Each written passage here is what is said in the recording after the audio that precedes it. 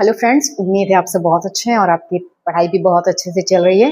तो आज जो हम डिस्कस करने वाले हैं वो और हमारा टॉपिक जो है ये क्लास 12th एनसीईआरटी के human health and disease chapter से लिया है। जो टॉपिक ये human health and disease chapter जो इम्यूनिटी उसमें एक टॉपिक है और उसी टॉपिक के बारे में हम आज डिस्कस करेंगे कि इम्यूनिटी होती क्या है। तो जैसे कि आपने देखा होगा कि डेली आप जब घर से बाहर निकलते हैं या घर में तो बहुत सारे पैथोजन के कांटेक्ट में आते हैं। पैथोजन के कांटेक्ट में बहुत सारे इन्फेक्शियस एजेंट के कांटेक्ट में आते हैं। तो ऐसा होता है कि सारे के सारे जो एजेंट होते हैं इन्फेक्शियस, जो डिजीज काजिंग एजेंट होते हैं, सारे के सारे आपको डिजीज देते हैं या सारे के सारे से आपको डिजीज होती है? क्या ऐसा होता है? तो ऐसा नहीं होता है। क्या रीजन है कि हम जब बाहर जाते हैं या कहीं भी कोई भी फॉरेन मॉलिक्यूल है जिसे हम एंटीजन बोलते हैं अपनी बायोलॉजी की लैंग्वेज में, इम्यूनोलॉजी में, तो क्यों सारे के सारे में डिजीज कॉज नहीं करते हैं? तो यही चीजें हम आज देखने वाले हैं कि क्या रीजन है इसका। तो इसके लिए हम डिस्कस करेंगे इम्यूनिटी के बारे में कि इम्यूनिटी क्या होती है। Immunity overall ability of body to fight disease causing organism. जो डिजीज कॉजिंग ऑर्गेनिज्म होते हैं उसके अगेंस्ट हमारी बॉडी जो फाइट करती है वो क्या होता है? इम्यून सिस्टम का एक इम्यून सिस्टम की फेज है, वो हमारी इम्यूनिटी कहलाती है। क्या कहलाती है? वही इम्यूनिटी कहलाती है, जो कि हमारा एक जिसमें हमारा इम्यून सिस्टम वर्क कर रहा होता है। क्या वर्क कर रहा होता है? Immune system. ये इम्यून सिस्टम ही है। क्या है हमारा इम्यून सिस्टम? जो कि जिसका इम्यून सिस्टम कोविड टाइम में आपने देखा होगा कि ये वर्ड बहुत ज्यादा चर्चा में आया था कि क्या होती है इम्यूनिटी। जिसकी इम्यूनिटी स्ट्रांग है वो अच्छे से रेजिस्ट कर रहे थे उस चीज को, और जो इम्यूनिटी जिसकी इतनी स्ट्रांग नहीं थी वो इन्फेक्शियस एजेंट यानी कि जो कोरोना वायरस था उसके थ्रू वो इन्फेक्ट हो जाते थे। ओके, तो इम्यूनिटी क्या है? हमारा ओवरऑल एबिलिटी ऑफ बॉडी की जितनी क्षमता है फॉरेन मॉलिक्यूल से, इन्फेक्शियस एजेंट से फाइट करने की, वही हमारे इम्यून सिस्टम जिसमें वर्क करता है। वो जो उसके अगेंस्ट काम हो रहा है, जिससे हमारी बॉडी प्रोटेक्ट हो रही है, वही हमारा क्या है? इम्यूनिटी है। और ये इम्यूनिटी जो प्रोवाइड होती है ये प्रोवाइड हो रही है इम्यून सिस्टम से। तो अब बात करते हैं कि पैथोजन क्या होता है। जैसे आपने देखा होगा कि पॉलन ग्रेन्स का, कुछ लोग को क्या होता है पॉलन ग्रेन्स यानी कि जहां पे फूल पेड़ पौधे लगे होते हैं तो प्लांट्स में पोलन पाए जाते हैं, तो उनसे क्या होता है? उनको एलर्जी होती है। एलर्जी वर्ड सुना होगा आपने ना। तो एलर्जी में भी क्या होता है? वही कि इन्फेक्शियस एजेंट होता है जिसके लिए वो व्यक्ति जो है रेजिस्ट नहीं होता है, उससे उसको हार्म पहुंचती है। तो होता क्या है कि जब पैथोजन की बात करते हैं तो पैथोजन को ही हम इम्यूनोलॉजी में क्या बोल रहे हैं? एंटीजन। फॉरेन मॉलिक्यूल जो हमारी बॉडी का नहीं है, जिसको हमारी बॉडी रिकॉग्नाइज नहीं कर रही है, पहचान नहीं पा रही है, फॉरेन मॉलिक्यूल मानती है उसको और उसके अगेंस्ट वो फंक्शन करके उसको डिस्ट्रक्ट करती है, क्योंकि वो जानती है कि हमारी बॉडी की नहीं है, इसको डिस्ट्रक्ट करना है, इससे मेरी बॉडी को हार्म होने वाला है। ओके, तो पैथोजन वायरस हो सकता है, कोई भी वायरस है, बैक्टीरिया या फंजाई, पॉलन ग्रेन्स या केमिकल एजेंट, कोई भी केमिकल एजेंट भी हो सकता है। कुछ लोगों को आपने देखा होगा पेंट से भी एलर्जी होती है ना। तो वही जो एलर्जी होती है वो भी इम्यून सिस्टम में, उसमें भी इम्यून सिस्टम ही वर्क करता है, जो कि एलर्जी दिखाता है, रिस्पॉन्स करता है। और वो एलर्जी होना भी वो काम कर रहा होता है ये कि उस फॉरेन मॉलिक्यूल को वो डिस्ट्रक्ट करने का एक प्रोसेस है, जिससे आपको लगता है कि हाँ मुझे इस चीज से एलर्जी हो रही है। ओके, तो पैथोजन की बात जब आएगी तो virus, bacteria, fungi, pollen and chemical agents ये क्या कहलाते हैं? हमारे पैथोजन। आई थिंक क्लियर हो गया कि इम्यूनिटी क्या होती है। इम्यून सिस्टम वर्क करता है इम्यूनिटी के लिए। और पैथोजन क्लियर रखिएगा, पैथोजन को ही एंटीजन बोलते हैं। क्या बोलते हैं? एंटीजन। अब बात करते हैं हम टाइप्स ऑफ इम्यूनिटी। इम्यूनिटी कितने टाइप की होती है? तो जो इम्यूनिटी है वो होती है 2 टाइप्स की। कितने टाइप्स की होती है? 2 टाइप्स की। First one is innate immunity, second one is adaptive immunity. क्या होती है? पहली जो होती है हमारी इनेट इम्यूनिटी, एंड जो सेकेंड है वो है हमारी एडॉप्टिव इम्यूनिटी। इनेट इम्यूनिटी को ही फैमिलियल या जेनेटिक इम्यूनिटी बोलते हैं। वही जब बात करते हैं एडॉप्टिव इम्यूनिटी की तो इसे एक्वायर्ड इम्यूनिटी कहते हैं। अब इस टर्म का मतलब समझते हैं कि इन्नेट मतलब क्या होता है, एडॉप्टिव मीन्स क्या होता है। तो इन्नेट इम्यूनिटी आपसे जब प्रश्न पूछा जाएगा तो इन्नेट इम्यूनिटी, फैमिलियल और या फिर जेनेटिक करके अगर पूछा जाता है कि जेनेटिक इम्यूनिटी क्या है, फैमिलियल, ये तीनों चीजें ही सेम ही है। इन्नेट इम्यूनिटी को ही फैमिलियल और जेनेटिक बोल रहे हैं, तो कंफ्यूज मत होइएगा कि ये कौन सी अलग सी इम्यूनिटी आ रही है। कुछ भी तीनों में से कोई भी नाम करके पूछेगा, आप जो चीज इन्नेट इम्यूनिटी पढ़े, इन्नेट इम्यूनिटी में पढ़ रहे हो वही चीजें होंगी इसका आंसर। ओके, इसका दूसरा नाम, इसे दूसरे नाम से किस जानते हैं, फैमिलियर या फिर जेनेटिक इम्यूनिटी। क्लियर। और वही एडॉप्टिव इम्यूनिटी जो है एक्वायर्ड इम्यूनिटी बोल रहे हैं। एक्वायर्ड, एक्वायर्ड मतलब अर्जित करना। क्या होता है, अर्जित करना, अर्जित।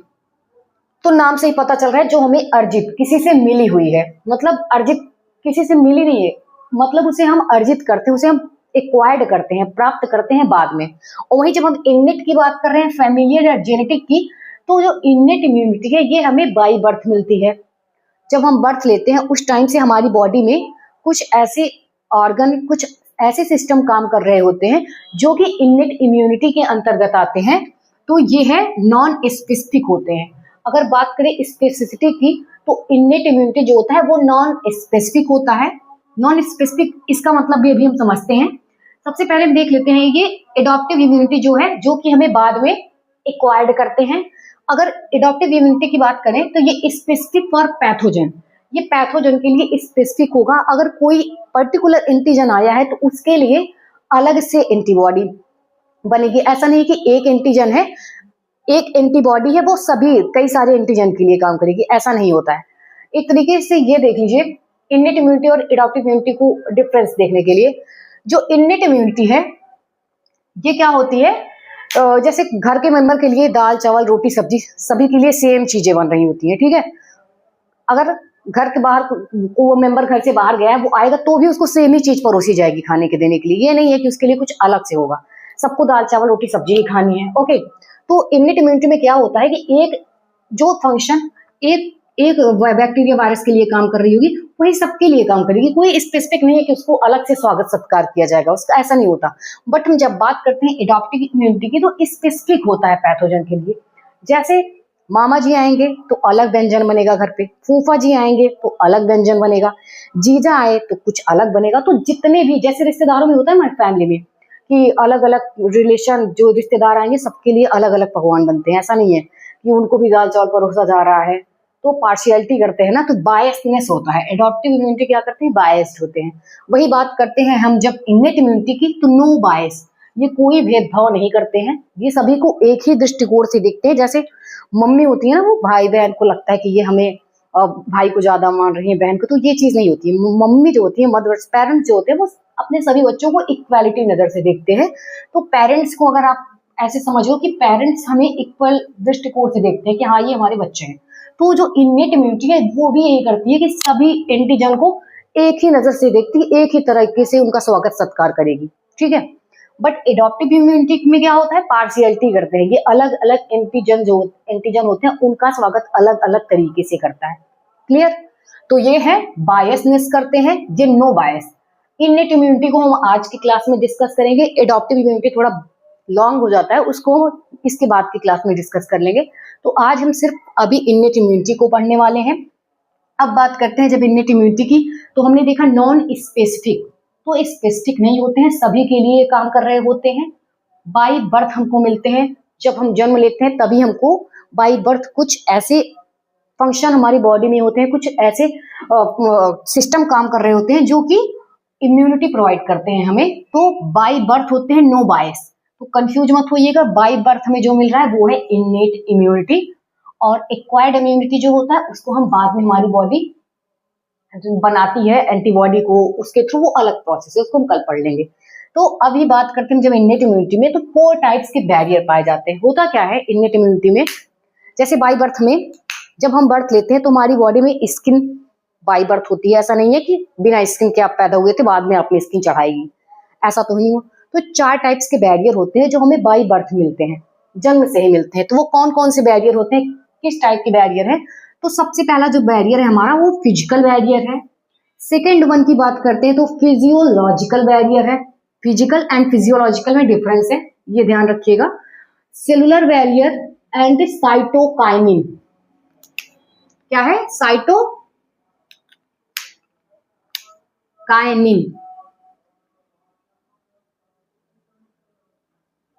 साइटोकाइन, ये हो गया साइटोकाइनिन।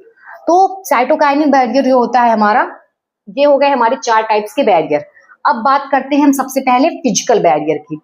तो ये बैरियर्स क्या करते हैं, जब कोई फॉरेन मॉलिक्यूल्स बॉडी में इंटर करता है तो वो क्या करते हैं, उसे पहले ही डिस्ट्रक्ट करके नष्ट कर देते हैं जब बॉडी में इंटर कर रहा होता है, जिससे हमारी बॉडी में एक्वायर्ड इम्यूनिटी को काम करने की जरूरत नहीं होती है। एक्वायर्ड इम्यूनिटी की जो जरूरत होती है वो वहीं पे पड़ती है जहां पर इन्नेट इम्यूनिटी फेल हो जाता है। जहां पे इन्नेट इम्यूनिटी काम नहीं कर पाता है, अनफॉर्चुनेटली बॉडी में इंटर कर ही चुके हैं वो एंटीजेंस, तो उनके लिए फिर हमारी एडॉप्टिव इम्यूनिटी काम करती है। सबसे पहले जो स्वागत करेंगे दरबान की तरह, जो बॉडी गार्ड होते हैं, जैसे बॉर्डर पे सोल्जर सिपाही लगे होते हैं, हमारी बॉर्डर जो होता है हमारी कंट्री का, उस पर सिपाही लगे होते हैं, वो हमारे देश को प्रोटेक्ट कर रहे होते हैं। उसी तरह इन्नेट इम्यूनिटी है। इन्नेट इम्यूनिटी में क्या होता है कि बैरियर्स लगे होते हैं। तो ये सारे बैरियर्स को एक एक करके हम डिस्कस करते हैं। फिजिकल बैरियर, फिजिकल बैरियर मतलब हमारी स्किन हो गई, ये एक फिजिकल बैरियर है। जैसे कोई एंटीजन बॉडी की कांटेक्ट में आया तो हमारी स्किन तो देगी बॉडी में, ओके, एज अ बैरियर काम करेगी। स्किन में क्या होती है, आउटर मोस्ट लेयर स्ट्रेटम पाई जाती है, स्ट्रेटम कॉर्नियम। क्या पाया जाता है, स्किन की भी सबसे आउटर मोस्ट लेयर जो होती है स्ट्रेटम कॉर्नियम होती है, जो कि एंटीजन से, पैथोजन से बॉडी को प्रोटेक्ट करती है। Okay, digestive system, genital tract, जिसे यूरिनोजेनाइटल ट्रैक्ट भी बोलते हैं। क्या बोलते हैं, यूरिनोजेनाइटल ट्रैक्ट करके भी आपसे क्वेश्चन पूछा जा सकता है। एंड रेस्पिरेटरी ट्रैक्ट, तो ये जो ट्रैक्ट होते हैं ये बॉडी की ओपनिंग, जैसे अगर घुसपैठी देश में एंटर करेंगे तो जहां से उनको ओपनिंग मिलेगी, जहां सुरक्षा अच्छी नहीं होगी, जहां पे थोड़ा भी उनको मिलेगा कि हाँ कोई नहीं है यहाँ हम इंटर कर सकते हैं, वहीं से वो घुसेंगे ना, वहीं से वो इंटर करेंगे हमारे देश में। तो वैसे ही बॉडी में जब फिजिकल बैरियर काम करते हैं, बॉडी में जो एंटीजन इंटर करते हैं उनके कौन कौन से रास्ते हैं, कौन कौन से रूट उनको मिलते हैं जिसके थ्रू वो इंटर कर सकते हैं। तो जहां पे ओपनिंग होगी वहीं से इंटर करेंगे, जैसे हमारी आंखें हो गई, नोज हो गए, ओके, यूरिनोजेनाइटल ट्रैक्ट भी ओपनिंग ही है एक, तो उसके थ्रू क्या करते हैं, एंटीजन इंटर करते हैं। तो digestive system, genital tract and respiratory tract, ये कैसे फिजिकल बैरियर की तरह काम करते हैं, तो इसमें क्या पाया जाता है, म्यूकस। क्या पाया जाता है, म्यूकस। म्यूकस करते क्या है, जब वो फॉरेन मॉलिक्यूल आता है, इंटर करता है नोज में, नेजल हेयर पाया जा रहा है। आपने देखा होगा क्या पाया जाता है, रिस्पिरेटरी ट्रैक्ट की बात करते हैं तो नेजल हेयर पाए जाते हैं, जो क्या करते हैं, फॉरेन मॉलिक्यूल को ट्रैप कर लेते हैं, म्यूकस का सिक्रेशन करते हैं और उनको ट्रैप कर लेते हैं, जिससे वो अंदर बॉडी में जा ही नहीं पाते हैं, वहीं ही उनका खात्मा कर दिया जाता है। क्लियर। जेनाइटल ट्रैक्ट में भी म्यूकस का सिक्रेशन होता है। अगर जेनाइटल ओपनिंग के थ्रू, जेनाइटल ओपनिंग में जहां से हम एक्सक्रीशन करते हैं, जो हमारा एनस है, उसके थ्रू अगर इंटर करने की कोशिश करते हैं, वहां पे भी म्यूकस का सिक्रेशन होता है, वहां से भी वो बॉडी में इंटर नहीं कर सकते हैं। डाइजेस्टिव ट्रैक्ट में भी, वहां पे भी म्यूकस पाए जाते हैं जो कि डिस्ट्रक्ट करते हैं उस फॉरेन मॉलिक्यूल के। तो ये हमारे फिजिकल बैरियर की बात करते हैं। तो स्किन की outer most layer stratum corneum हो गया, digestive tract, urinogenital tract and respiratory tract में म्यूकस का सिक्रेशन होता है। वो भी क्या करते हैं, फॉरेन मॉलिक्यूल को, एंटीजन को, पैथोजन को डिस्ट्रक्ट करके बैरियर प्रोवाइड करते हैं, फिजिकल बैरियर प्रोवाइड करते हैं, जिससे हमारी बॉडी को प्रोटेक्ट कर रहे होते हैं। अनफॉर्चुनेटली यहां से पैथोजन बचकर निकल गया और बॉडी में इंटर कर गया। अब बॉडी में इंटर कर चुका है तो उसके लिए क्या काम करेंगे, किस तरह के बैरियर काम करेंगे, फिजियोलॉजिकल बैरियर। फिजियोलॉजिकल बैरियर करेंगे। ये कैसे काम करेंगे, तो आपने देखा होगा लाइसोजाइम पाए जाते हैं टीयर्स में। किसमें, टीयर्स में। जब आप रोते हो, जो आंसू निकल रहे होते हैं आपको, टीयर्स में क्या पाया जाता है, लाइसोजाइम, जो कि एक एंटीबैक्टीरियल होता है, एक एंटीबैक्टीरियल एंजाइम है।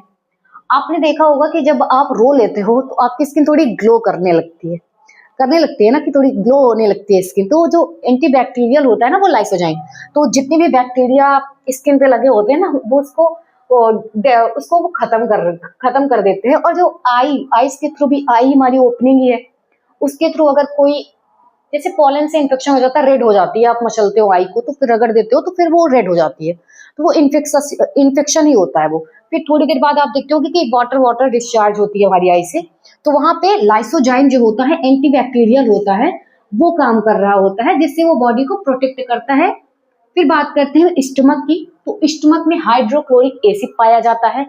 अगर आपने फूड को इंटेक करा, उसके थ्रू म्यूकस से बच करके वायरस, बैक्टीरिया या कुछ भी फॉरेन मॉलिक्यूल आपके बॉडी में इंटर कर चुका है, तो वो हाइड्रोक्लोरिक एसिड से नहीं बच पाएगा, वो वहां पे उसके थ्रू किल कर दिया जाएगा। तो स्टमक हमारा HCl का सिक्रीशन करके बैरियर प्रोवाइड कर रही है बॉडी को। ऑयल फ्रॉम सिबेसियस ग्लैंड, जो हमारी बॉडी में सिबेसियस ग्लैंड होती है वो ऑयल का सिक्रीशन करती हैं, वो फॉरेन मॉलिक्यूल को डिस्ट्रक्ट कर देती हैं। फिर बात करते हैं सीरुमिन। सीरुमिन की बात करते हैं, जिसे ईयर वैक्स कहते हैं।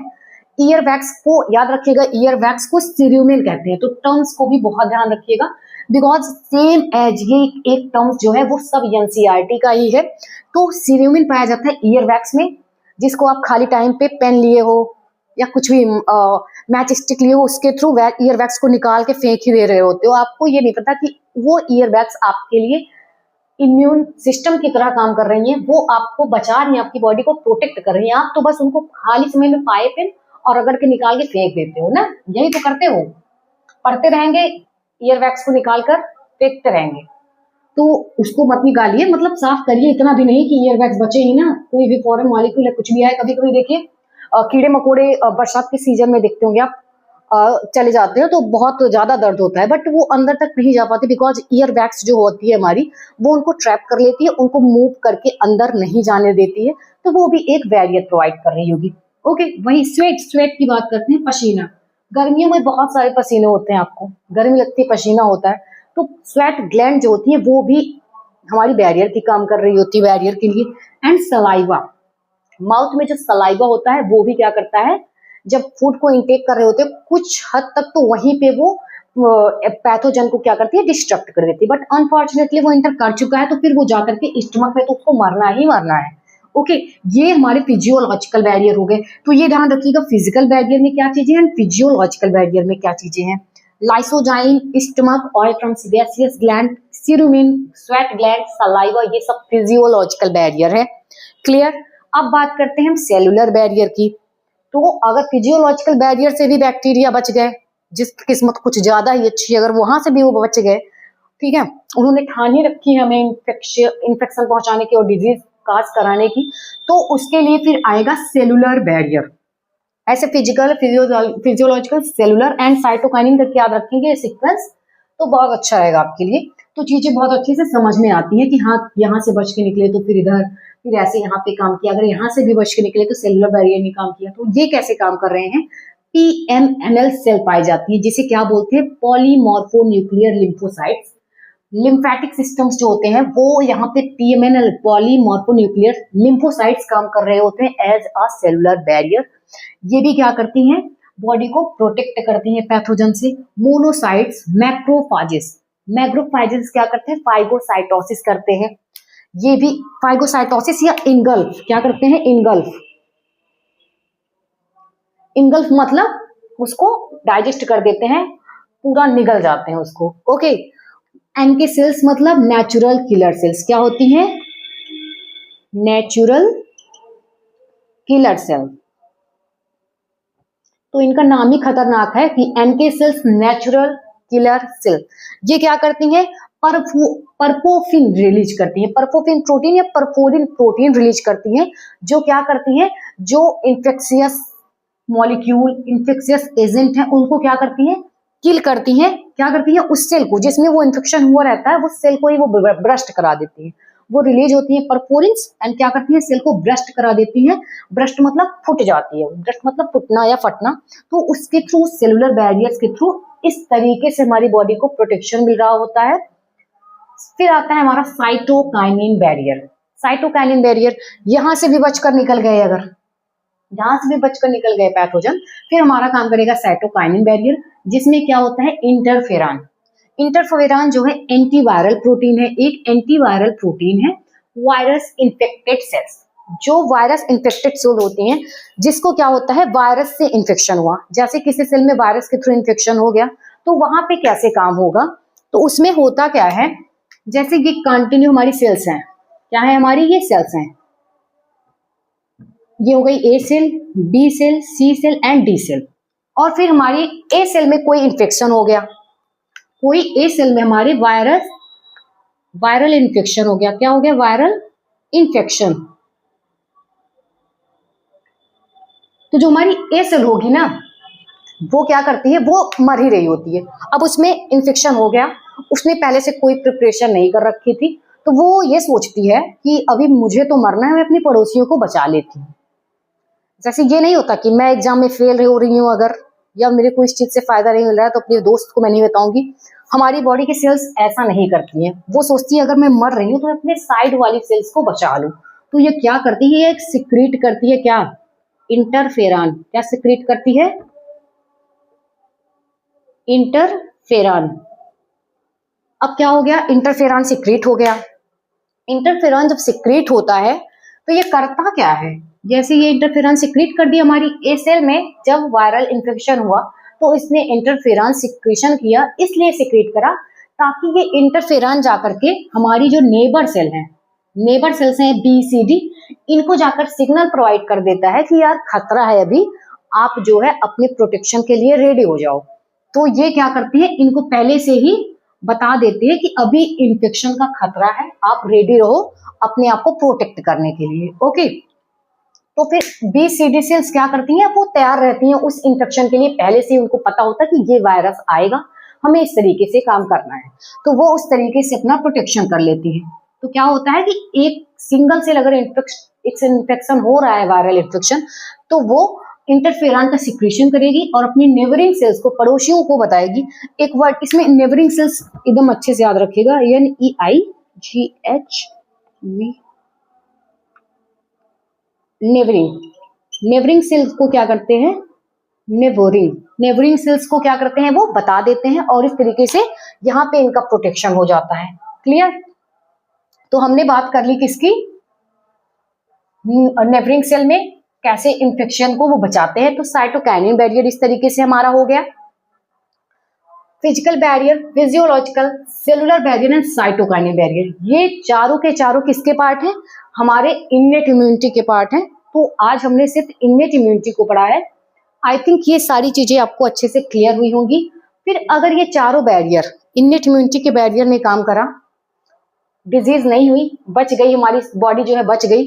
अनफॉर्चुनेटली अगर ये चारों फेल हो गए, इसके बाद भी इंफेक्शन हो रहा है बॉडी में, तब क्या होता है, हमारी एडॉप्टिव इम्यूनिटी काम करती है।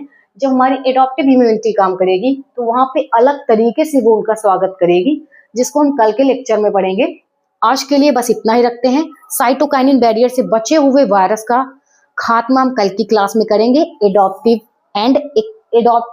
या फिर उसी को एक्वायर्ड इम्यूनिटी कहते हैं, उसके थ्रू करेंगे। आज के लिए हम इतना ही रखते हैं। आई होप आपको क्लास समझ में आई होगी। Thank you, take care, bye bye.